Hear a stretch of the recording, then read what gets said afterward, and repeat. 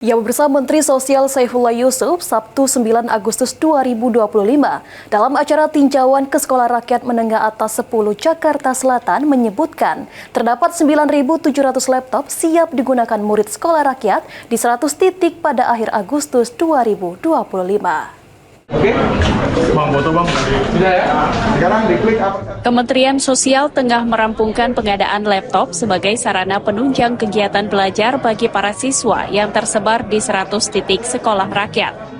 Menteri Sosial Saifullah Yusuf saat ditemui dalam peninjauan Sekolah Rakyat Menengah Atas 10 Jakarta Selatan pada Sabtu 9 Agustus, mengatakan sebanyak 9.700 laptop tahap pertama siap digunakan siswa sekolah rakyat pada akhir Agustus 2025.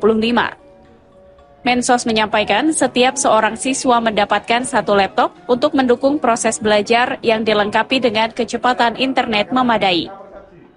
Mungkin ya 15.000 lebih itu, tetapi untuk tahap pertama ini baru yang 9.700 lebih, ya.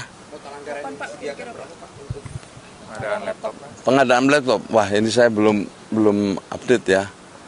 Ya tapi kira-kira nanti prosesnya kan transparan ya, sebagaimana pengadaan pemerintah.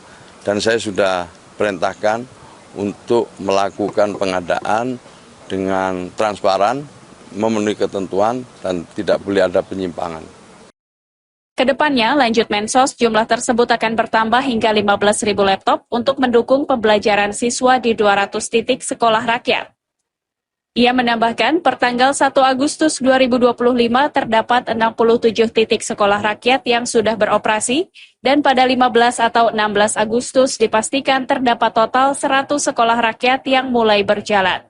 Dari Jakarta, Cahya Sari, Asfar Muhammad, Kantor Berita Antara mewartakan.